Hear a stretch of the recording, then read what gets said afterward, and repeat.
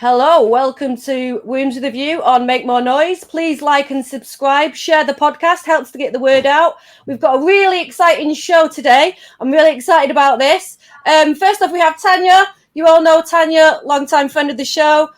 Also, we have Jessica Gonzalez. She's from the Turf Collective. They are a syndicate of gender-critical and radfem women working to end the international campaign of female erasure. Hi, Jessica. So, next up, we have Amie Ichikawa. Did I say that right? You did. She is from Woman to Woman. It is a non-profit organisation dedicated to incarcerated women, run by formerly incarcerated women for incarcerated women. They've been receiving hundreds of letters recently from women in LA prisons since Senator Scott Wiener, appropriate, and Governor Gavin Newsom passed SB 132, which allowed men to be transferred onto the female estate. Hello, Amie. Hi. And lastly, but by no means leastly, we have Leisha from Leisha? EA the Deboon. She is from the Countess, who are an American group syndicated all across Ireland and beyond to fight back against gender identity ideology as it's impacting women and girls in Ireland. Welcome. Thank you very much. I think we're going to start with you, Leisha, because you want to explain to our viewers a little bit about what's happening in Ireland, which I believe passed self-ID laws 6 years ago. Yes. Just a very brief correction. We are an Irish group, not an American group, but we are obviously, we've got relationships with different leaders in the US and Australia, in the UK, but we are an all-women group. We're fully voluntary.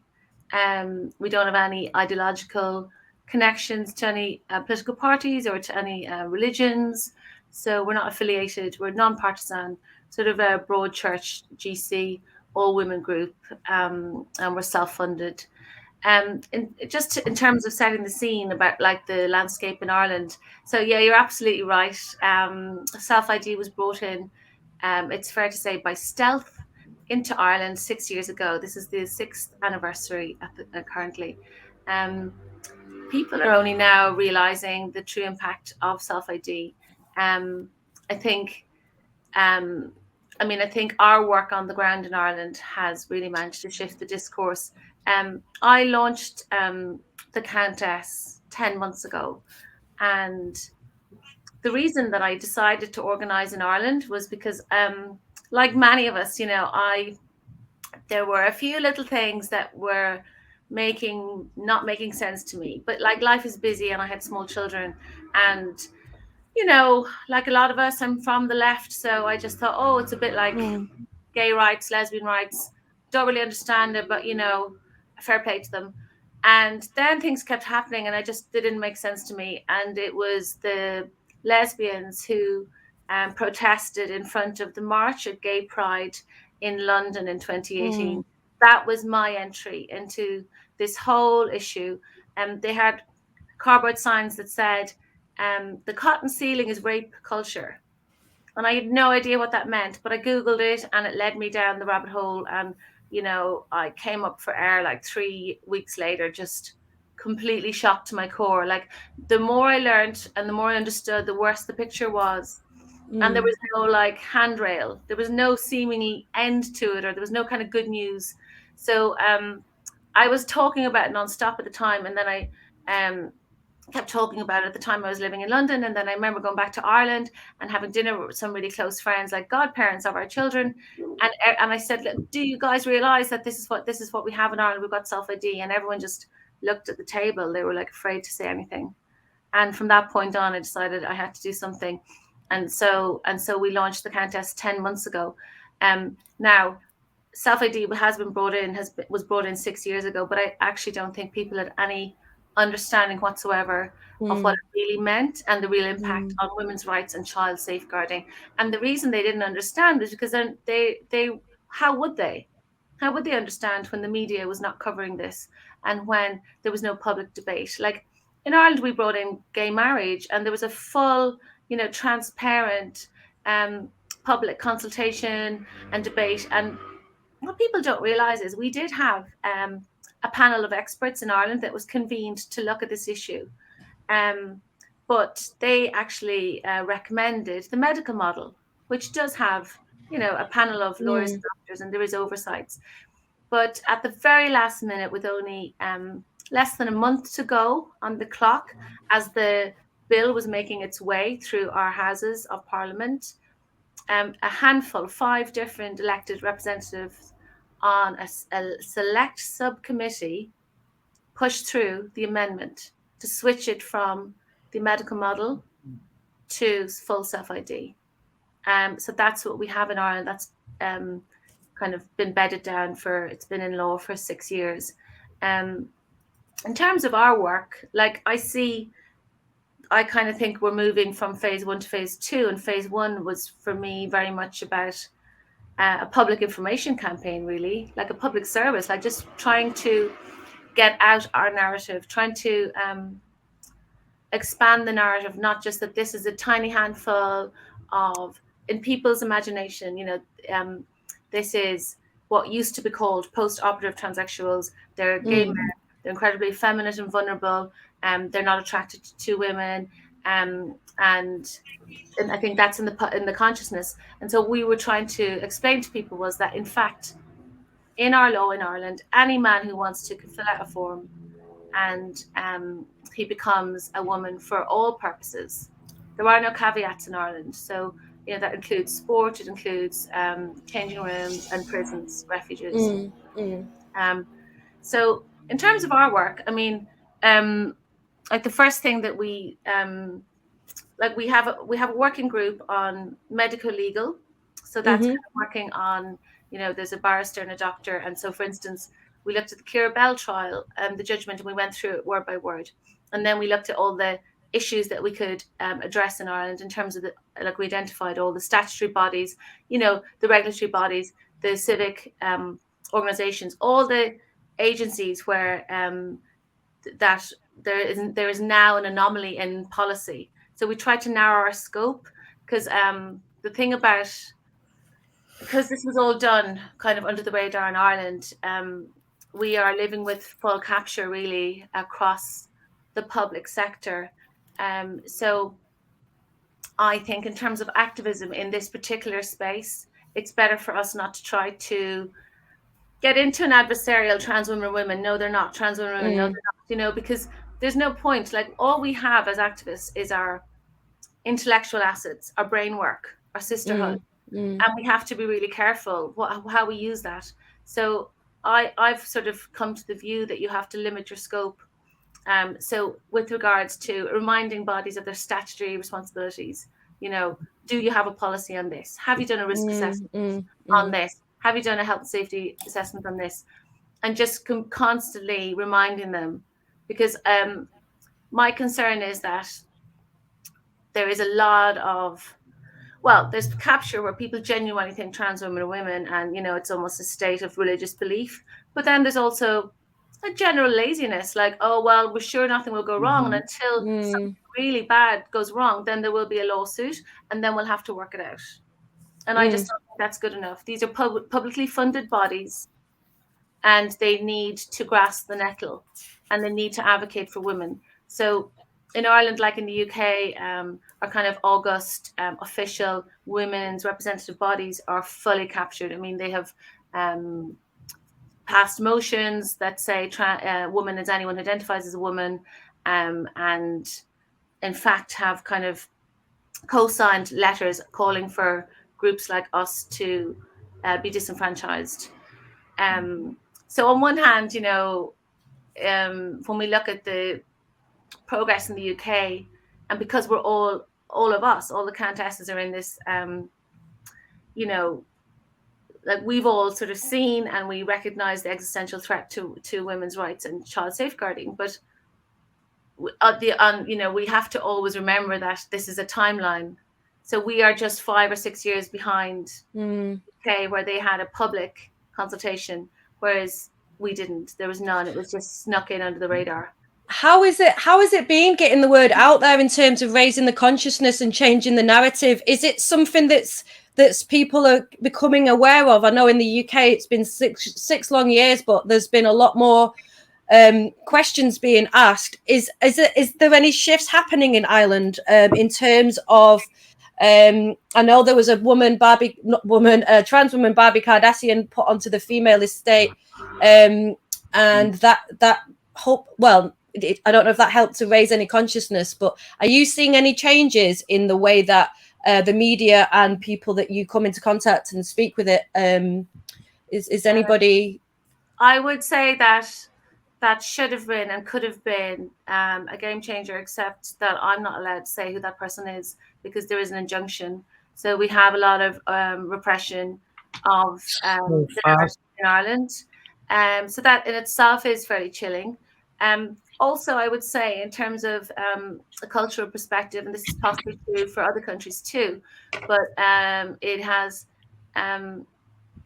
been a kind of a hard lesson to realize that for many people in the culture, women who spend time in prison, female prisoners, are so othered by the culture that people don't relate to that impacting their lives.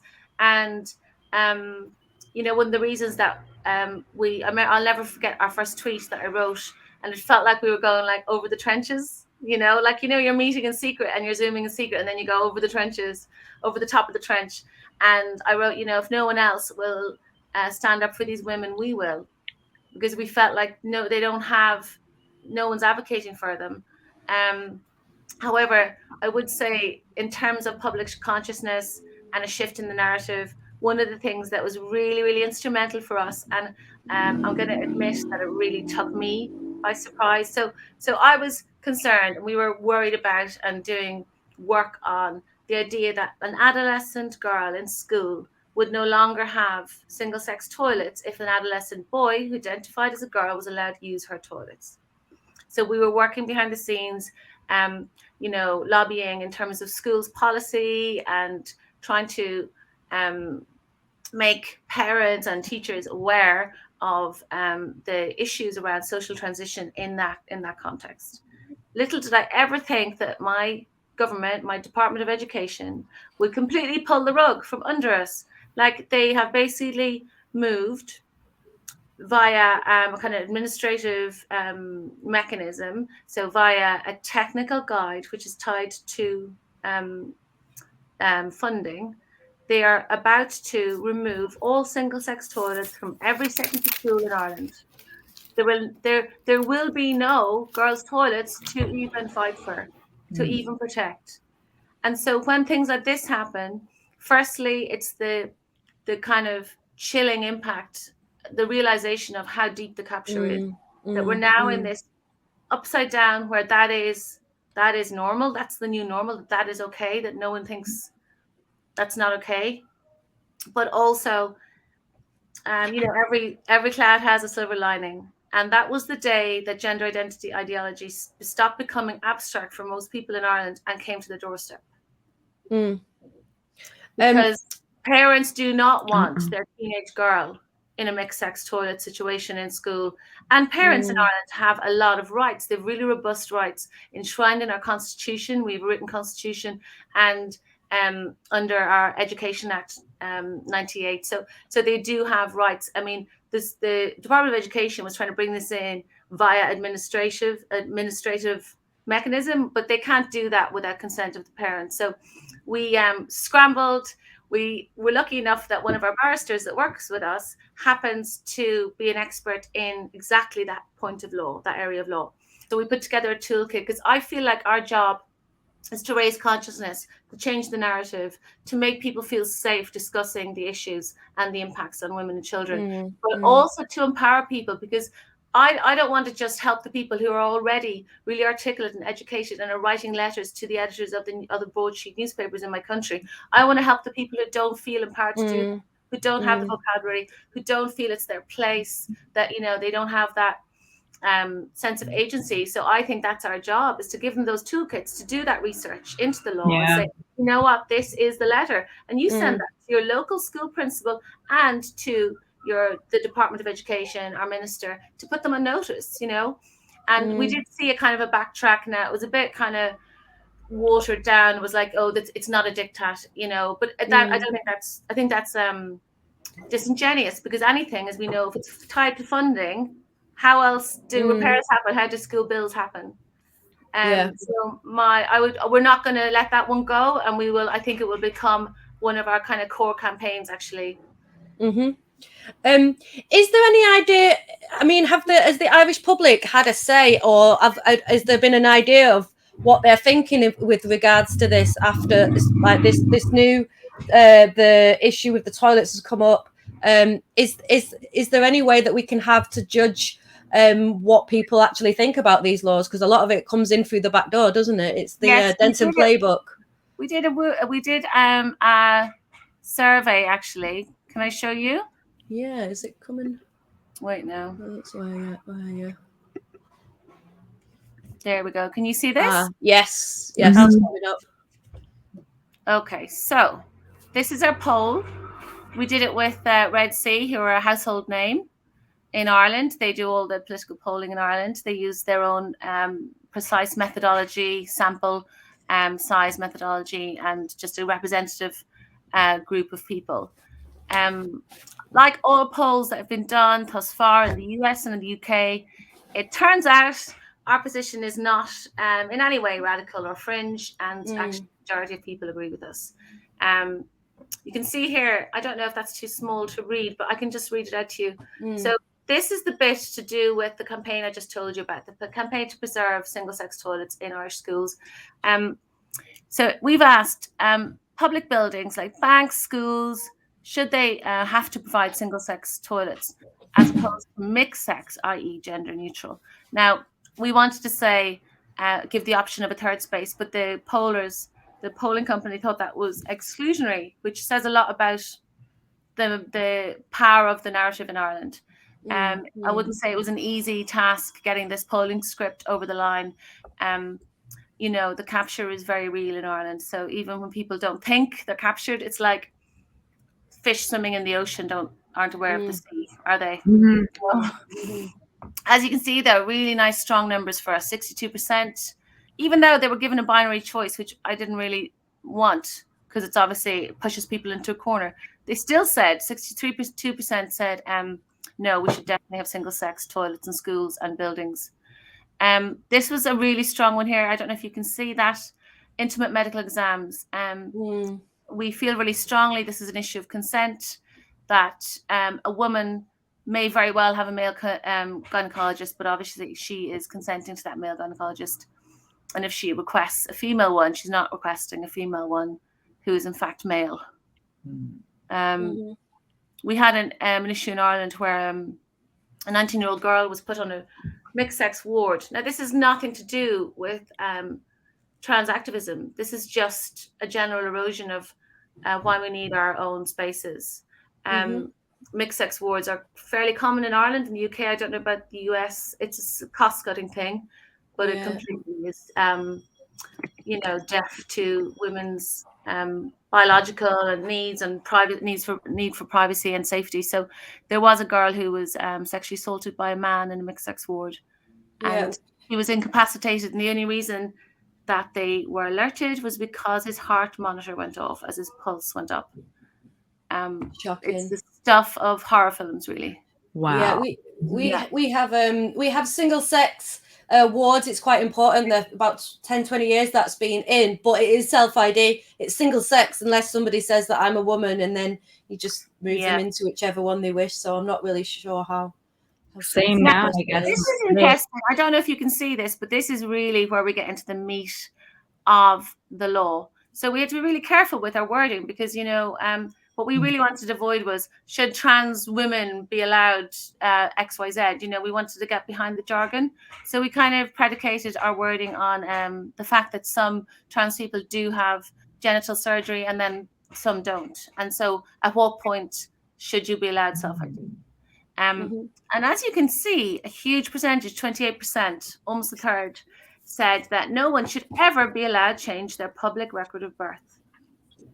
And I think that's quite powerful. I do think that's where this all started to unravel. You know, why did we ever think that it was okay to falsify these documents with the state holds, you know, to assuage a mental distress or mental illness? Why was that ever seen to be proportionate? Yeah. But as you can see, only 17% agree with the law as it stands, so that you can actually change your documents as soon as you self-identify. So in Ireland, you fill out the form and there you go. You're given a gender recognition certificate. And I have to say, no one has ever been stopped.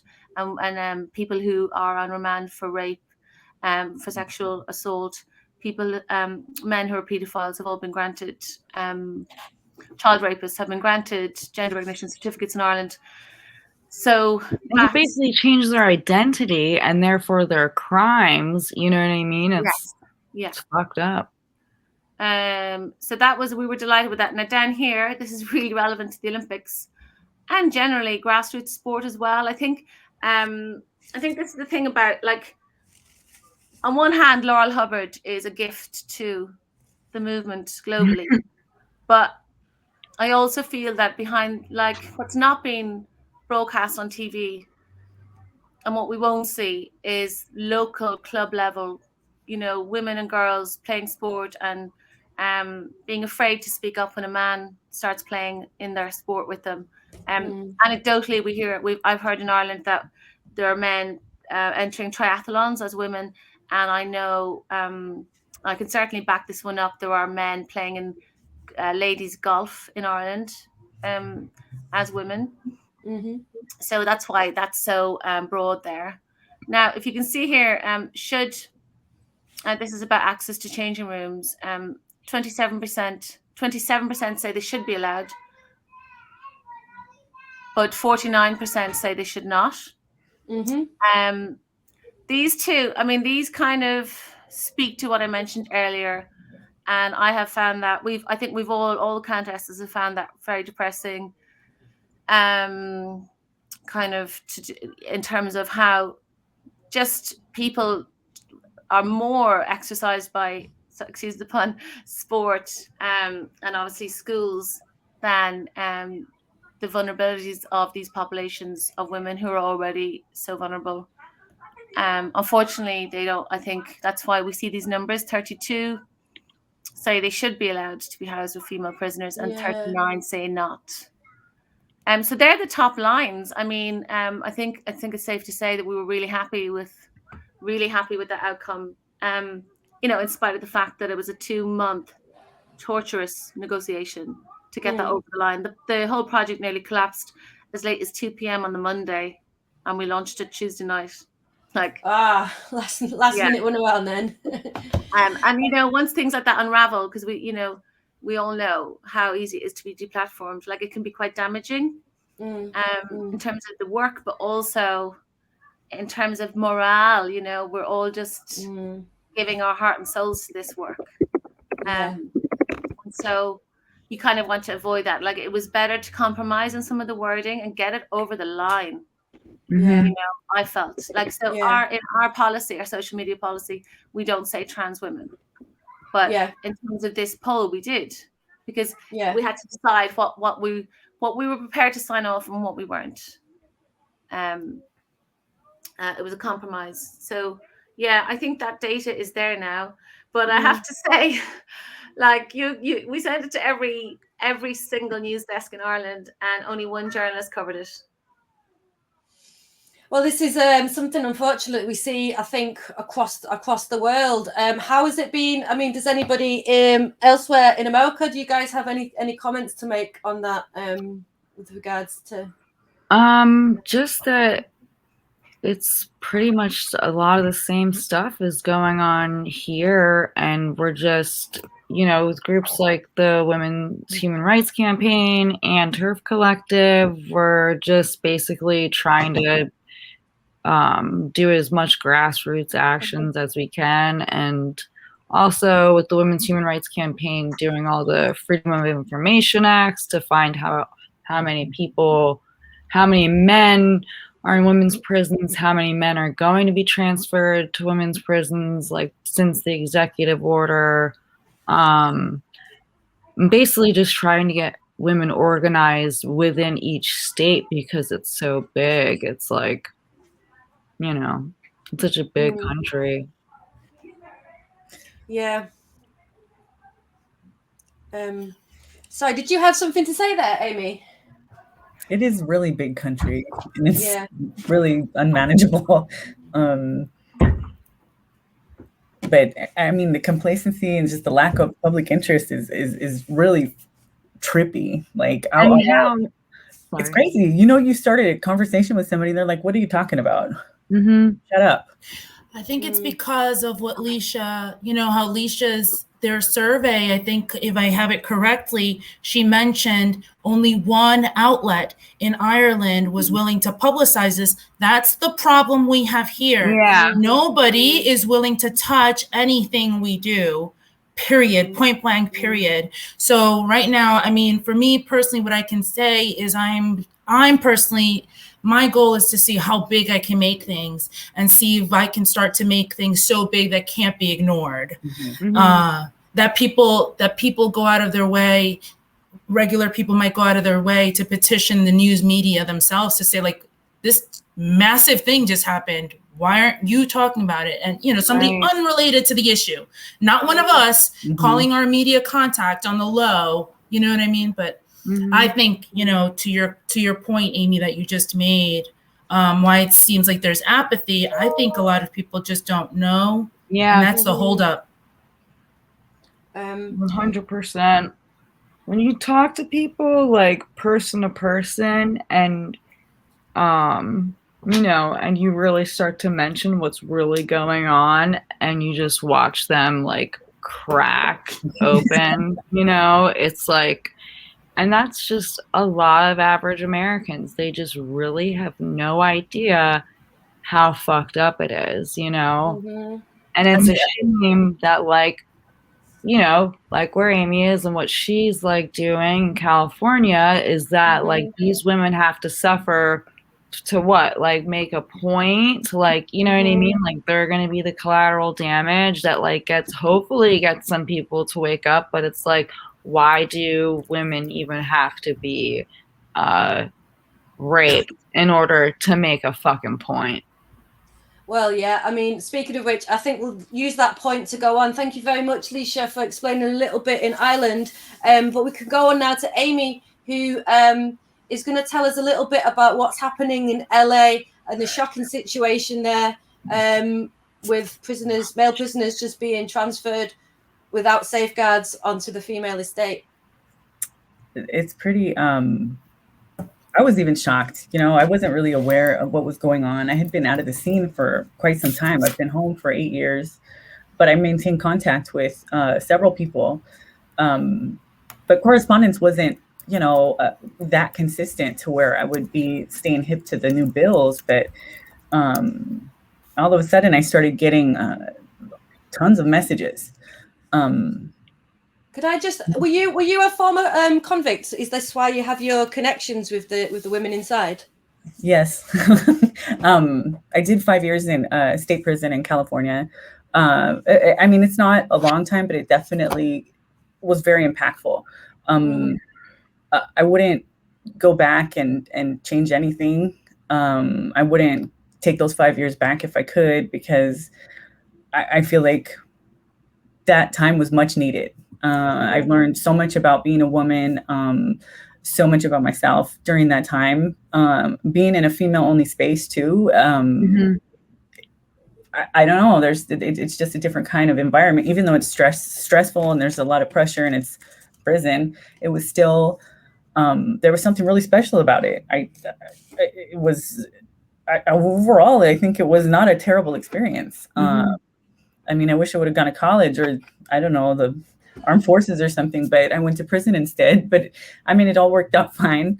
But the bonds that I created with the women in there, I can't, because of those bonds, I can't not do this. I went into prison with no spine. I had no backbone. I had no idea what misogyny was. I didn't know I could say no. I didn't know I was, worth more than nothing. So walking out of there, I knew those things. And, because of that, I'm not going to stop. I'm not going to give in to the hype or the opposition that's going to demonize me and call me a, transphobe and all kinds of other stuff. It's all right, because the ladies inside, that's not what they're talking about. And I have to keep focusing on them, what their message is, what they want, the things that they want to get expressed, the voices that I'm trying to restore. That's what I have to focus on, because it's so easy to get distracted by everybody out here who's just focused on what's trending or what you're getting your funding from, or, I don't know what reasons that for virtue signaling.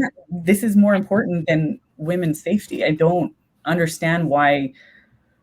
Well, I kind of do, but I mean, this whole movement has taken precedence over safety, and the most logical, seemingly, common sense things are not being taken into consideration.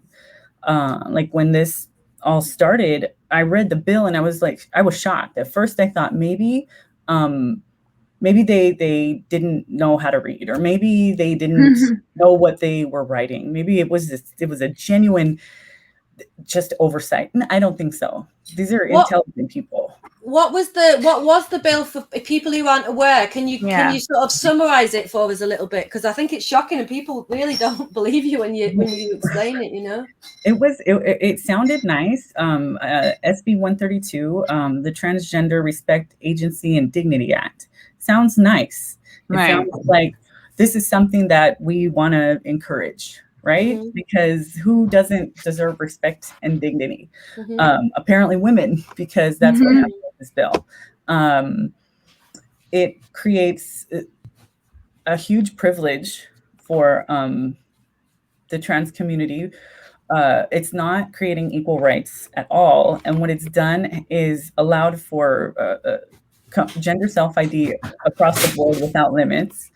And the people that were causing the harm to the trans community have the exact same privileges as they do now, because there's no limits, there's no safeguard, there's no precautionary measures put into place to make sure that your husband or your co-defendant or your stalker or a serial rapist, any of those people are perfectly, qualified for transfers. There's the law, the way the law is written, you specifically can't make decisions based on anything that makes sense. Physical anatomy, criminal history, sexual orientation. So I interpreted that as, a heterosexual rapist guy, it is cool to transfer on this. And yes, it was confirmed. Yes, absolutely, it's fine. Well, yeah. Why a homosexual, transsexual, he don't want to go to a fucking woman's prison. Right. Hello. But then there's another thing, there's this whole hype about how there's so much rape culture in men's prison and it's just horrific. Well, how come every guy I talk to that's done, 20 plus years is not confirming this? Same, my brother, same. It's, where is this narrative coming from? Because it ain't. I mean, I'm not saying it doesn't happen. It happens. But another thing, it ain't our fucking problem to clean up. Don't send your fucking garbage over here. Yeah, I feel like why isn't the male population being forced to be more accommodating, to be friendly and learn the new language and be more accepting of their gender fluid community members? Why would you just move everybody to women's prison and make it a PC prison with a majority of women? That doesn't even make sense. And then the inclusion, the term of transgender in the Department of Corrections, now it's an umbrella term for anyone that's a part of the gender fluid community. It's intersex, non-binary. If you're non-binary and you don't identify as a woman, why would you then need to go to a women's prison? This doesn't make a whole lot of sense. And then there was a lot of there was gains. They said that everyone who was going to be affected by this bill was included in, surveys, and no, they weren't. They weren't. There's tons of women. No one asked the women, right? No one's asking the women how they feel. Has anybody done an equality impact assessment? I don't know if you have them in America, or even like considered the impact that it's going to have in terms of provision.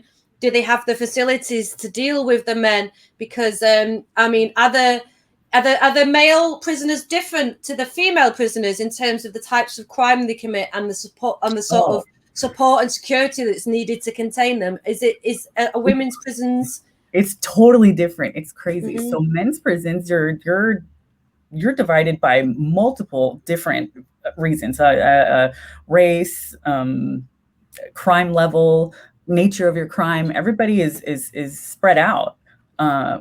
Women, on the other hand, levels 1 through 4, all kinds of crimes. You stole boxers from Walmart. You killed your whole family. We're all together, and it's worked.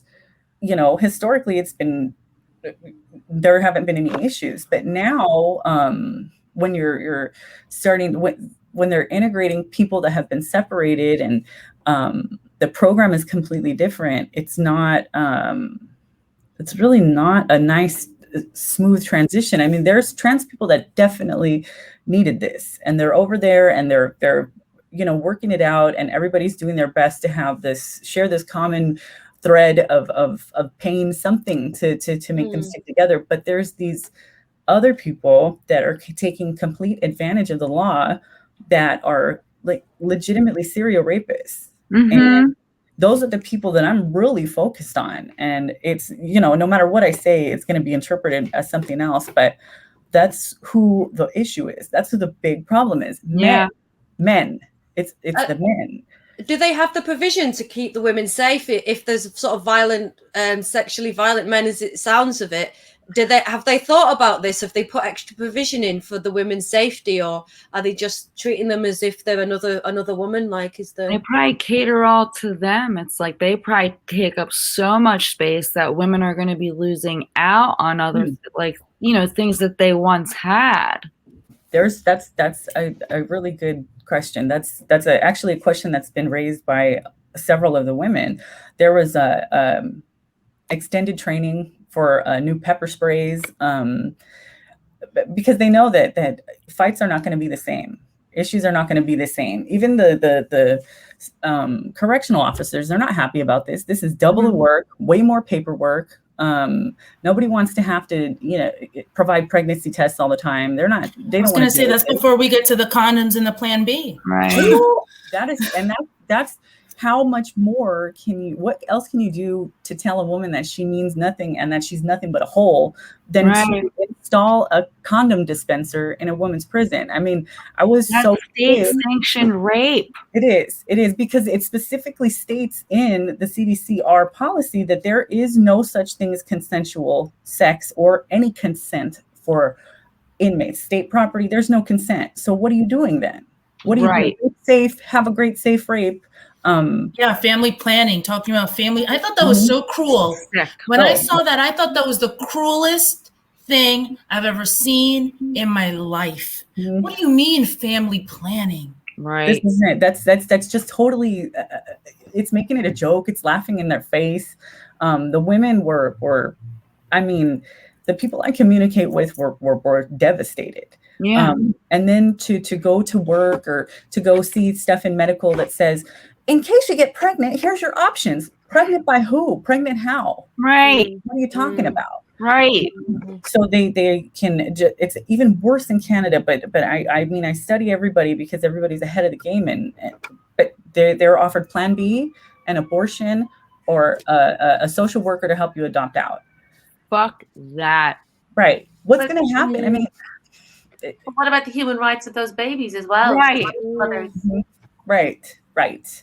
I think American law was definitely not designed in any way to protect women and children.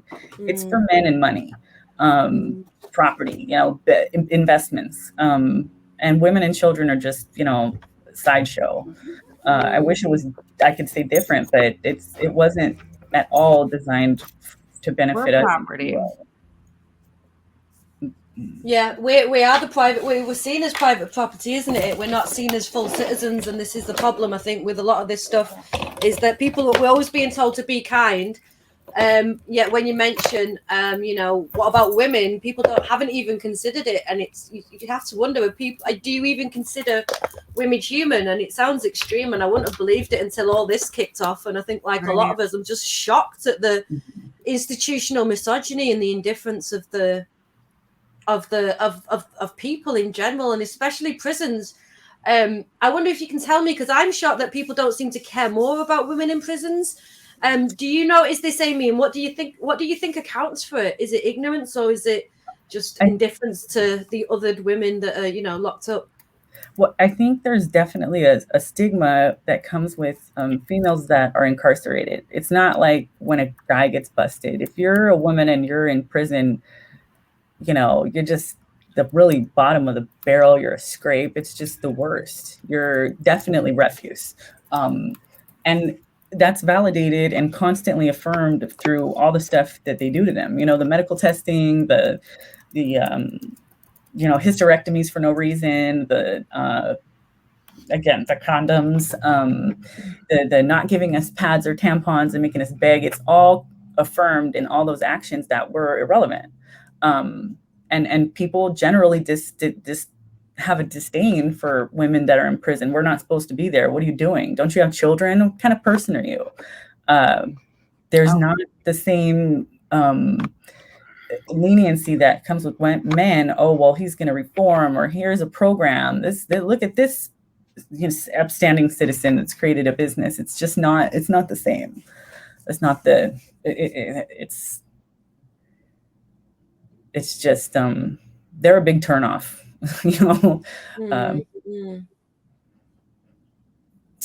But yeah, I mean, I think this is something we find in this country. I don't know. I guess it's like proves that people like to pretend that gender norms don't exist. But I think very much women in prison is seen as not only have you been a criminal against society, but it's almost like you've sinned against the natural order of things, because you're not supposed to behave that way as a woman. You're supposed to be kind and mothering. And the thing is, a lot of women in prison are there because of fucking men and abuse and trauma. And that's why so many women do find it to be a positive experience, because it's the safest place they've gotten to been, some women. Literally.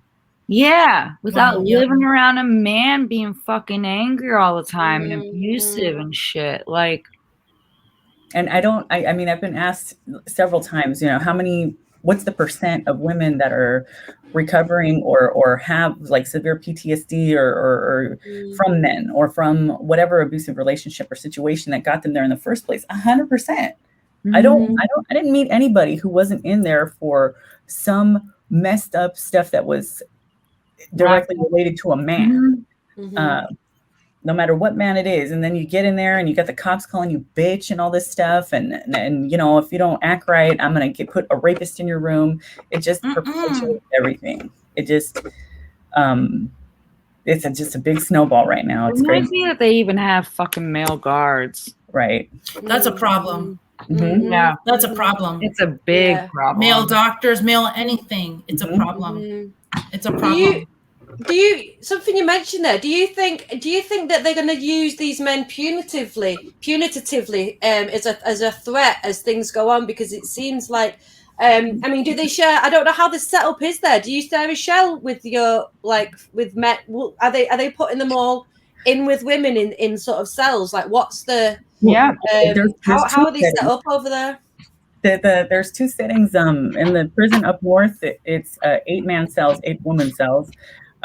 They were originally made for 4 people, but they put bunk beds, so it fits 8. So there's 4 bunk beds, a toilet, a shower, and 2 sinks.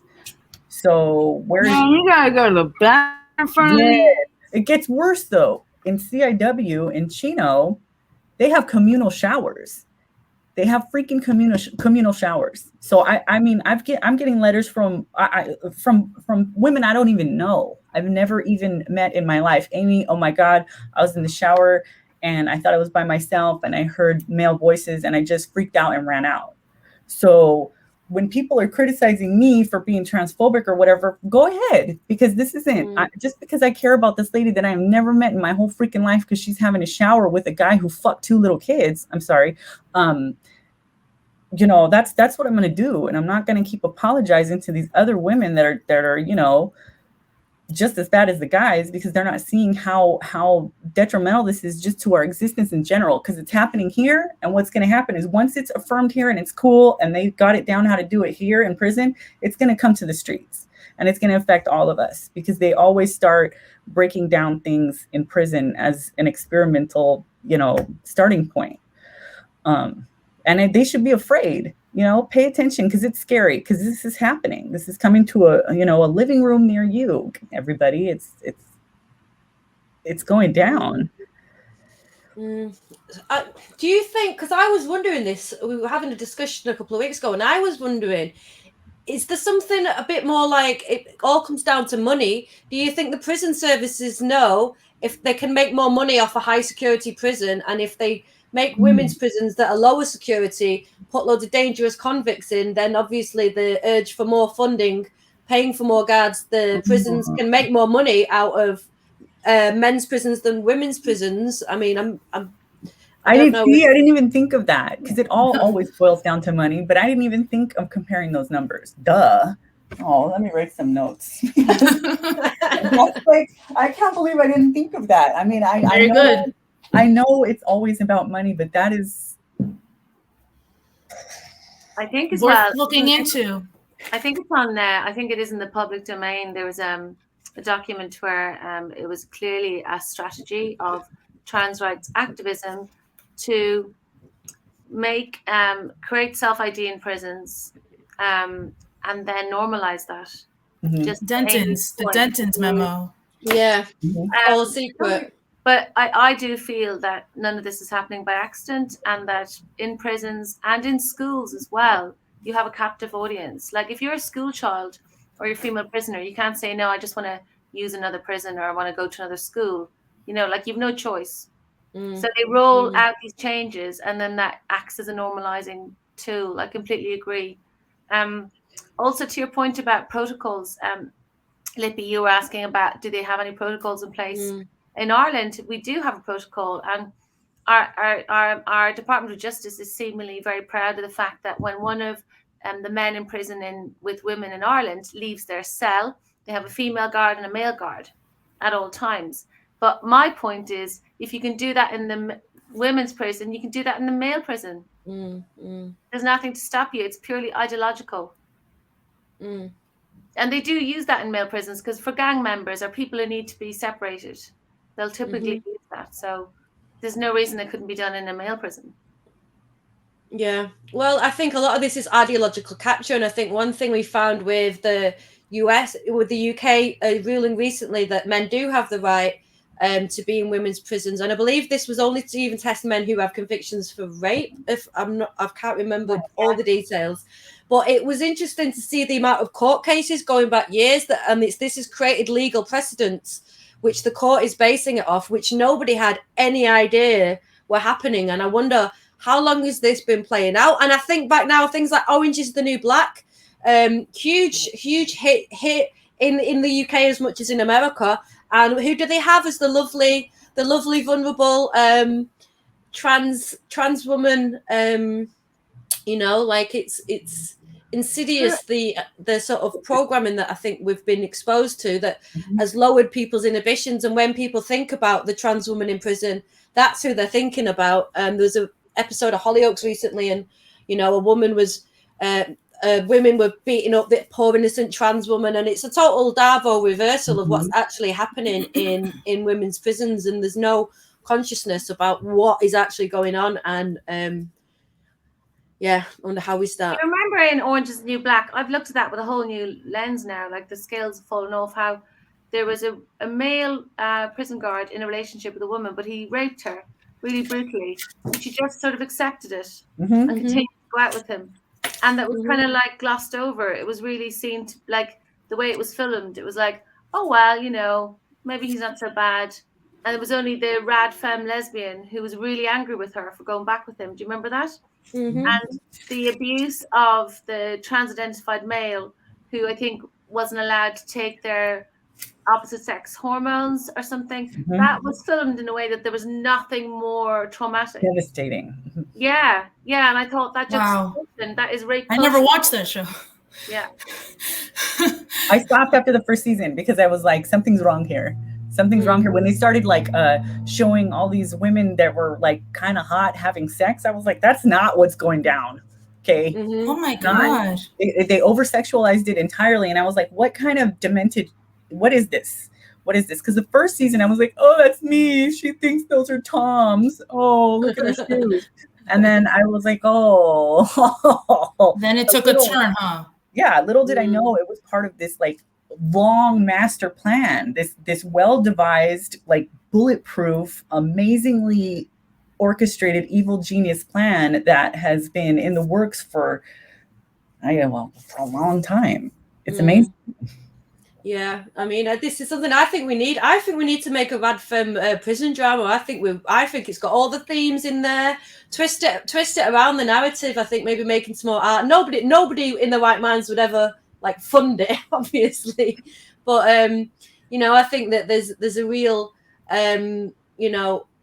power in the way that the media shapes our conceptions about reality. And I think that if they made a prison show that was real to life and showed the reality of women's prisons and desensationalized them, then I think that it might help to show people a little bit more about what's going on in prisons at the moment. What can we do in the United Kingdom or in America? Is there anything we can do to help you with this project? Are you working with any other organizations to bring awareness? What can we do, Amie? Well, my Wolf mothers, the ladies over at Wolf have taken, me under their wing. Posey actually introduced us. She was the first person who reached down to pull me up. I didn't know what was going on. I was just frantic and I was, crying to everybody I could find. I just pulled up a list of feminists and I was like, I don't know. So I started going like that. And Posey Parker immediately got back to me and I had no idea,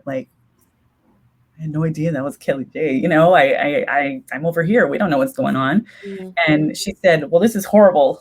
Let's do a podcast. What is this?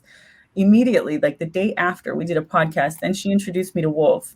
And I didn't know what a feminist was. I didn't know. They literally helped me understand what the definition of misogyny is. I mean, we all cried on a Zoom together because I didn't know. And since then, they've, kind of guided us through this. They've been super supportive. They have like litigation funds set up or, stuff for eventually when we need funding for those kind of things. But generally, communication is not cheap, we're corresponding like hourly. The electronic stamps we have to buy and the money we have to put on our phones, it adds up. We don't need millions of dollars at all. We don't even need a lot of thousands. It's just supplies, time. Time is what nobody has either. But being able to be an outlet for people to vent to. I mean, there's nobody to cry to in there. There's nowhere to get your feelings validated. There's no mental health services. They even asked at one point, can you start a hotline? Because there's 200 girls right here and they need to talk to you. I didn't know what to do. But I've told them all, I've tried to be as transparent as possible and tell them, we have to go through this and learn what we're doing together because I don't really know what I'm doing. So the response has been pretty supportive, and the ladies have said, okay, most of them said, let's do this. We'll figure it out together along the way, because I don't know exactly what direction to go. I just know to be there right now. And I'm hoping that the clarity will come along the way. Yeah. I think there's a real energy happening in America at the moment that I've seen. It really reminds me of how it was here in the United Kingdom a few years ago. Lots of energy, lots of new groups, people not really knowing what to do, but I think this is how it starts. And this, even little things like having a Zoom conversation, messaging people on your contact list. I think the Biden's sort of first 100 days has really woken up a lot of women to what's happening now, and hopefully this is the start of something. I want to recommend to all our viewers, check out the description on the video. We've got details of all the guest projects. If you want to learn more, all the details, Twitter profiles, everything down below. And please do get yourself involved. And I think that's a lovely segue to bring me on to Jessica, who's going to be explaining a little bit about the work that they've been doing to fight back. I just want to say, Leisha, do you have to get off now? Sorry, I've muted you. Hang on. Sorry. Hi. Hi. I can stay another 10 minutes if that's cool. If that suits you. Okay, fantastic. I'm just I just wanted to draw attention to, on our website, we commissioned a piece about the bill. I'd love Amie to have a read of it, or Tania, see what they think, because and I also wanted to ask them, like, for liberal America, does the fact that condoms are being given out in prisons, is that not the wake-up call or not? They just still don't make. Depends on who. No. Some manage to rationalize it. Mm-hmm. Yeah. And I feel like a lot of people don't know too. Like just regular, people that just don't even know about any of this stuff.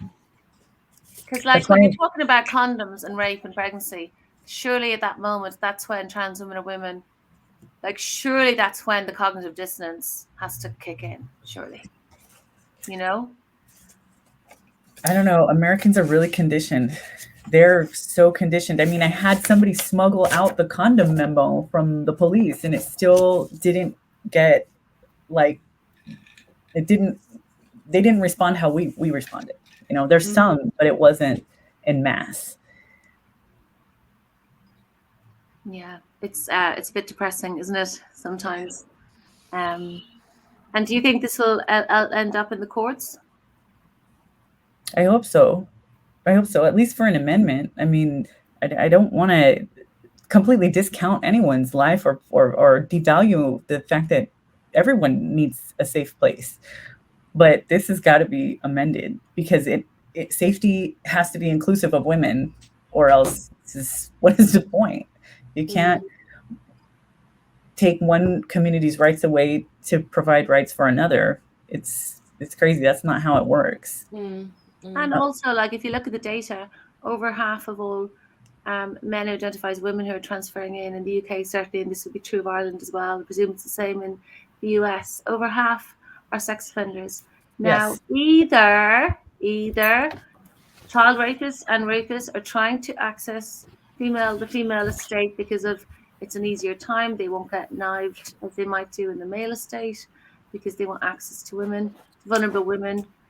Or there's a higher percentage of sex offenders amongst that population, but it has to be one or the other.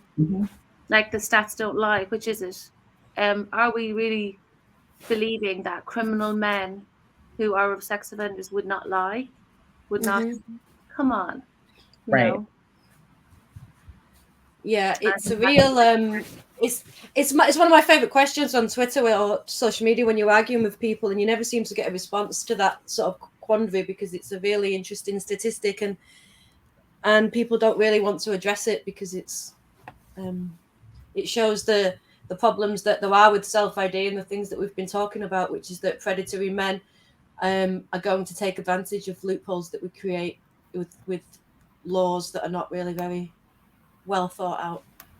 In Ireland, we have about 700 people have the gender recognition certificate, but our big concern now is that will become redundant, as it is in other countries, because our equality legislation is about to be amended to include gender identity as a ground, which is effectively what Biden did.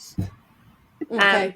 So my concern is that the same thing will happen as what happened in the Wee Spa in LA, so that essentially it will criminalize female, the defense of a female space against male incursion. So if I'm at the local swimming pool with my daughters and we've had a swimming where I'm getting undressed. If a man comes in and he gets undressed, I won't be able to complain, and the owner of the facilities won't be able to stop him. And to me, that's the next layer, you know. Like, we don't have any gatekeeping in Ireland, medical or legal, but at least there is a form you have to fill out. Yeah, I mean, it's shocking, and as the Wiesbaden incident showed us, there's a lot of potential anger out there, and we saw the protest happening. Jessica, would you like to tell us a little bit about a protest that was held at the weekend in Manhattan?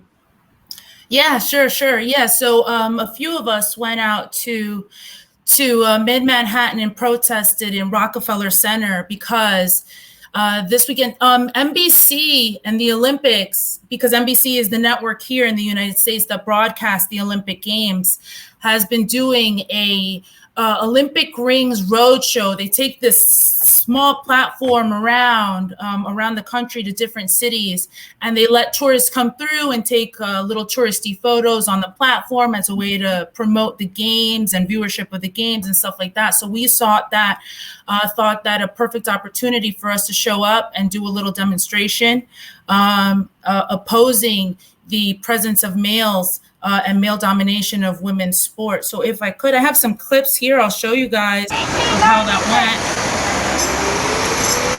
The sports of the hyenas, they came back in 1920. 100 years later, men still have their own weightlifting category. When did women get our own weightlifting category? In the year 2000. We had 5 Olympic Games with women's weightlifting category, and now it's over. This year there's men's weightlifting and mixed-sex weightlifting. Does that seem fair? Yeah!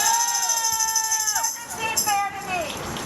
Maybe though, just maybe, the International Olympic Committee really believes that a woman is an adult human male with a Y chromosome and a penis. Do you think they believe that?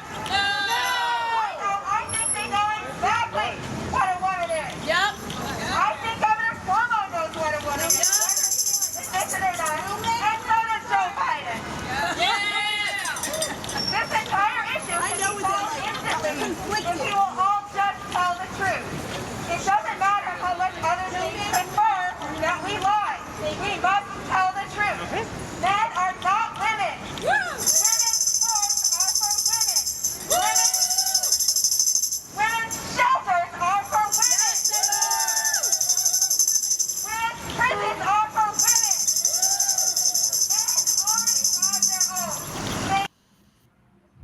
Women's team. Laurel Hubbard is a man. Laurel Hubbard is a man. Laurel Hubbard is a cheat. Laurel Hubbard is a cheat. No men in women's sports. No men in women's sports. No men on women's teams. No men on women's teams. Stephanie Barrett is a man. Stephanie Barrett is a man. Stephanie Barrett is a cheat. Stephanie Barrett is a cheat. No men in women's sports. No men in women's sports. No men on women's teams. No men on women's teams. Chelsea Wolf is a man. Chelsea Wolf is a man. Chelsea Wolf is a cheat. Chelsea Wolf is a cheat. Oh. I was tight, dude. Did you see it? I was angry, bro. Wow. So yeah, I'm planning to do another protest coming up in the fall. So if anybody's watching this and is in the Mid-Atlantic region, please get in touch with us at Turf Collective, because we're vetting protesters come with us to do that action again. This time it's going to be a slightly different theme. But still, I like a high energy, high impact protest. That's what I'm talking about. That's how we're going to break through the media in the States. We have to get really loud so much that cannot be ignored. That was I consider pretty small, but very respectable for the United States, especially considering we spa, women are scared in the United States. And to think what happened in LA just a couple weeks ago, and look at what we did in Manhattan just this last weekend, a dozen women, among them 4 board members of WHRC. That was, who had the mic the most was Amanda Stolman of Keep Single Sex, Keep Prison Single Sex USA. So she's our version of Kate Coleman. We got these women together in mid-Manhattan in broad daylight on Fifth Avenue, and we did that. We can do that all over this country. We just need women that are willing to show up. I'll get loud, I'll get on that mic, I'll light it up. You just show up, baby, and we'll do the damn thing. So that's really what I'd love to do all across this country. And we, Turf Collective, we have sisters everywhere. I'm talking everywhere. We can do this everywhere. Just show up. Yeah. Woo! How was the public response to it was overwhelmingly positive. There were 4 negative responses. And each of them, because the way we like to do our protests, we keep it quiet. That's the difference. You got to kind of keep it quiet. Just the people that are participating, get your permits or whatever. So the police might know, but nobody on the street should ever know. So you just show up and you hit them by surprise. So even the 4 people that were against us, they were just regular pedestrians walking down the street, and they give us a little FU or a little trans women or women, but they're just one person walking down the street by themselves. What are they going to do? They're not going to do anything. And by the time they get people there to do something, we're gone. We got there, we did our thing for a while, and then we went home, baby, safe and sound. You know what I'm saying? So Guerrilla. Yeah, but the regular people, there was so many, so much support from women, men, regular people walking down the street, tourists. There was a marathoner that stopped, and she was like, yes, keep it up. She took pictures with us. She was like, thank you so much, ladies, for doing this. She was buff. She was super toned and everything. You could tell she was an athlete, and she was just really appreciating. There's so many people that appreciate this. And that's the joy of going out there and doing this, engaging with the public. And you see on their faces, they're with us. They just need to see us. We just need to lead by example and show them there's nothing to be ashamed of. There's nothing to be embarrassed about. This is reality. And that's it. Stop playing games. This is real life. And, that's just what it's going to take, I think, Yeah, I think that because we did a similar protest in London. We did one at the New Zealand embassy, and we didn't know at the time, but there was another protest coming past, and this was all the ravers who were protesting about the lockdown restrictions ruining the club scene, basically. And literally, we were a bit nervous. We were like, should we just pack up and go? Because they're young, a lot of them, majority are in their 20s. So we're like, this could go horribly, horribly wrong. But I'm just going to film it anyway. Honestly. Overwhelming support. So many women were like, yes, good, thank you. Yeah. And then it just became a party, and everyone was like, yay! And it was so uplifting. The best protest I've been at so far, and everybody came away feeling like, no, this is right. People are on our side. It's just they're captured before they know it. All the institutions are speaking one thing, and the people have no idea what's really going on. And I think Laurel Hubbard was quite a good eye-opener for a lot of people, because it's the first time that they might have thought about what's going on. And you can see a huge guy with his willy showing, it's very obvious to everybody he's not a woman. So I think this is a good opportunity for us to make a bit of traction in the Olympics and raise awareness of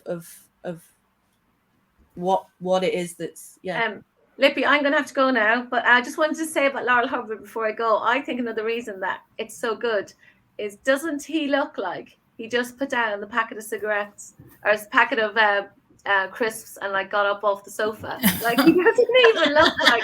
I think he pretty much did. I think he just started lifting not that long ago, if I have it right. He started lifting, was pretty mediocre, then decided to transition. Yeah. And now he's at the Olympics. Yeah.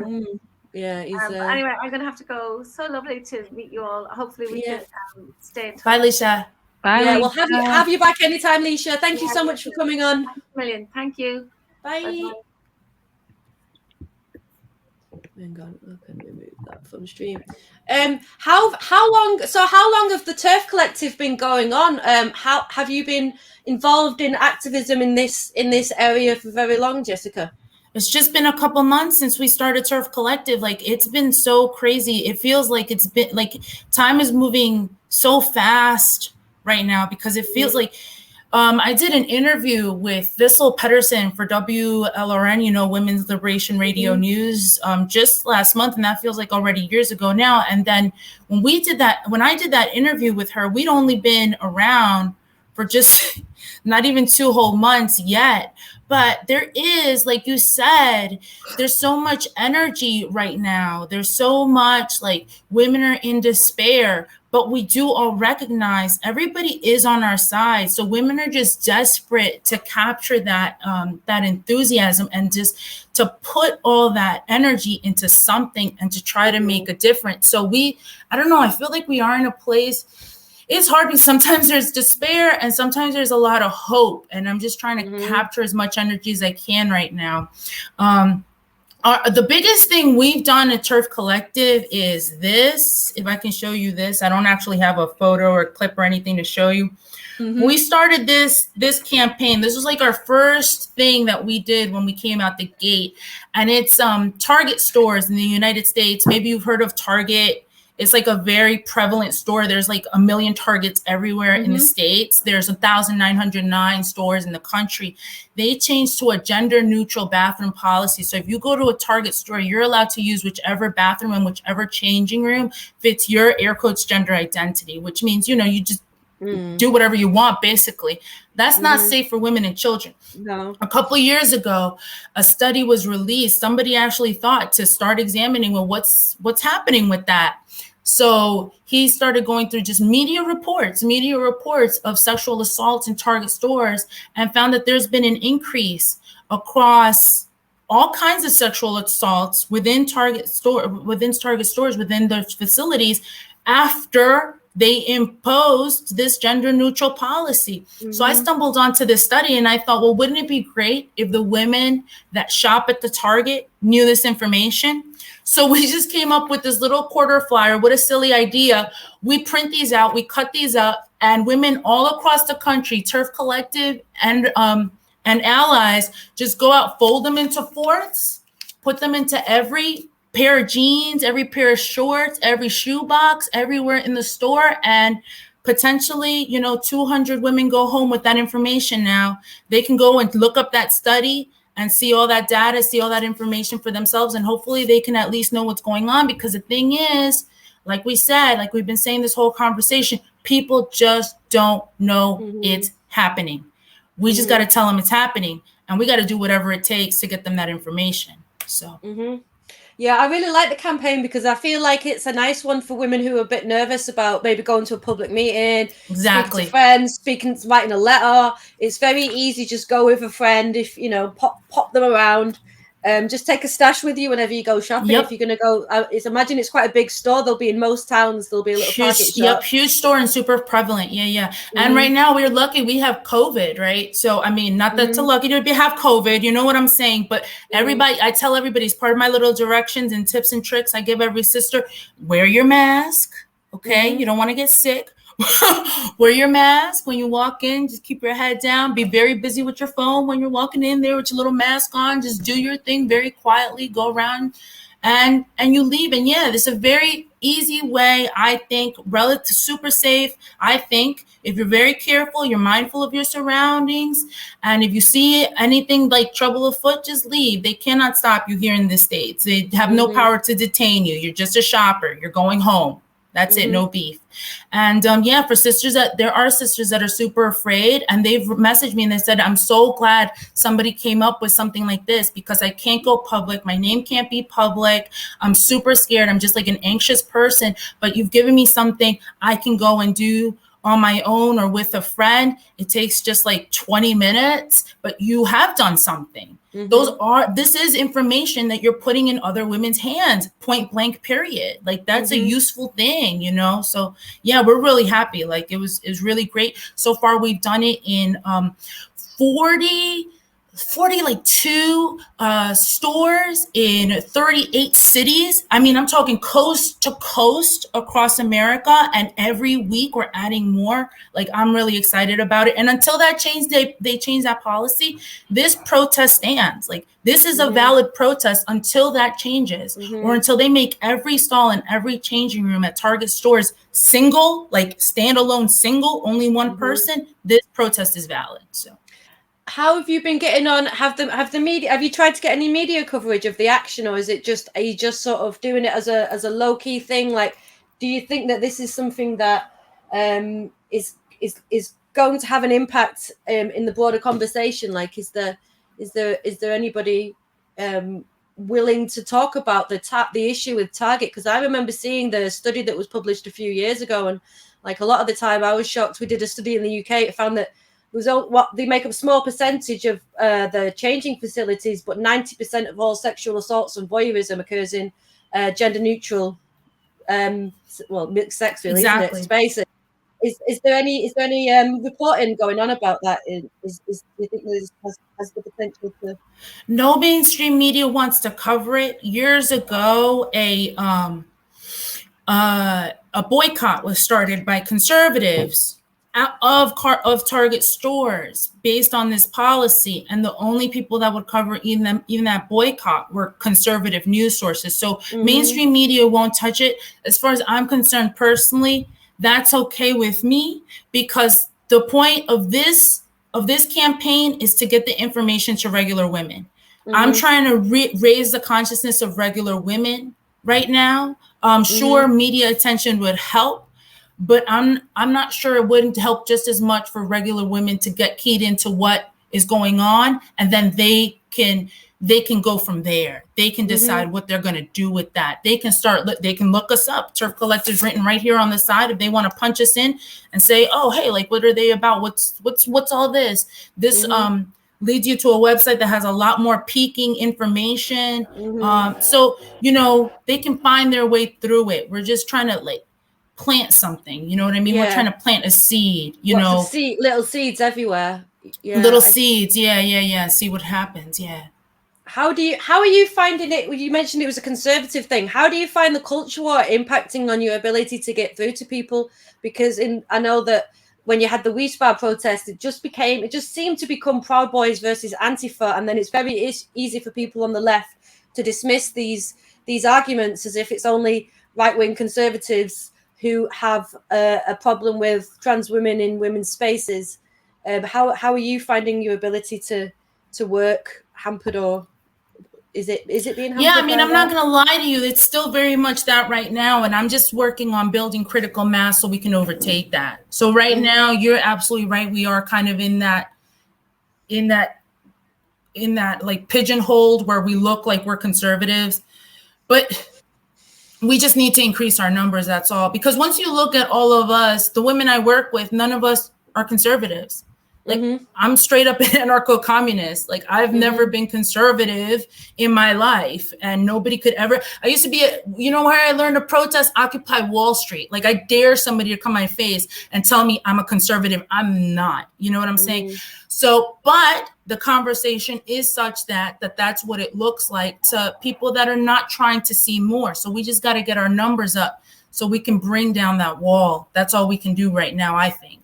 How are you finding it with conservative women? Because I think that there's a real nice thing in I think that is happening is that women from across the aisles are working together, and I think I've been surprised at the sisterhood that is being formed between many women from different walks of life who are just putting aside things and focusing on this one issue. Do you have members from across the political spectrum? Do you welcome? You know what? It's so funny. I have a friend in New York who is a conservative, and I managed to get her. She came to the protest on Saturday. She's the one that printed up the literature that we distributed in New York City on Saturday. But she is a conservative. So yeah, we are able to make those connections. Like, I haven't, just because I'm super leftist, I haven't gone out to specifically recruit conservative women, but once I find them, if they're very strong on this issue and they want to work with me, work with us, and do what we're doing, we welcome them with open arms.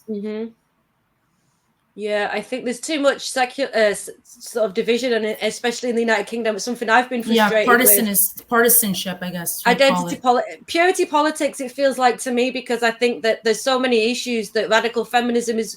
I think it's a relatively socially conservative concept. It's, you know, it's anti-sex work, or, you know, anti-prostitution, anti-over-sexualization. Surrogacy is a major issue, and it's not just this one issue that we could find a lot of common ground, I think, with people from across the political spectrum and from women across the spectrum. I don't know do you guys have any thoughts about this, Tania or Amie? I think it's honestly pretty exciting that there's so many issues that so many women can come together on, regardless of if they're left, right, this or that. And I think there's a lot that we can learn from each other. And I think right now it's just really important to not be divided over these issues, you know, and then if there's walls that come up, we'll deal with them as they come up, you know. But it's I'm enjoying getting to know so many different women from so many different backgrounds, and yeah, I don't know. It's definitely an interesting time within the women's movement. It's exciting. Mm-hmm. The silver lining, I think, maybe. Yeah, I think most definitely. How do you find it, Amie? Do you draw support from women from across the spectrum? Like, where's your would you say that you have a pal base? Or? It's been like the most amazing thing to watch ever, to see on this specific topic, the far right and the far left come together and be in this fight, you know, shoulder to shoulder, has been extremely refreshing. To see Wolf and like Family Policy Alliance and people that you never would have thought would agree on anything come together on this specific issue. It's what I had hoped for. You know, this is nonpartisan. This is a safety issue. This is about human rights. This is about us not getting erased and thrown in the freaking trash. It doesn't have any kind of party. This is about us. It's about women, people, and being a part of everybody being, not everybody, but people coming together that normally wouldn't have, has been like unbelievable. It's mind blowing. But it's the wildest time to be alive. It's exciting. It's exciting. It's scary. It's a lot of things, but I'm glad to be here. It's a good fight. Yeah, I mean, I'm happy to be here with you, and we're all across the world speaking with each other. It seems like a nice place to end it. Before we do, Jessica, have you got anything you want to say before we finish? Anything for people to check out? Just come, please find us on Twitter if you're interested, especially, like I said, in the Mid-Atlantic region of the United States, but really we'll take anybody anywhere. We have a contact sheet that we've just started. So just come click on our Google contact sheet and fill out the information, like put as much information as you're willing to share with us. We work with WHRC. As I mentioned, they were at my protest on Saturday. We work with Wolf. We are legit. We're not some shady thing, even though we are a baby group. So yeah, just check us out at turfcollective.com and whatever links they put below here for us. Thanks. Okay, well, I just want to say thank you all for coming on today. I want to send apologies for Kelly J. Keane. She had some troubles with the event on Sunday, which nearly didn't go ahead because once again, some idiot, violent men are arguing in the public sphere and it's moved us somewhere else. But it's still going ahead. The meeting at the Reform Tree, noon on Sunday in London in Hyde Park. If you are around, please come and check it out. We promise there'll be no trouble. There's women here. We're going to protect one another. It's like sisters together. Please like, subscribe, and share. And we'll see you next week. Thank you. Bye.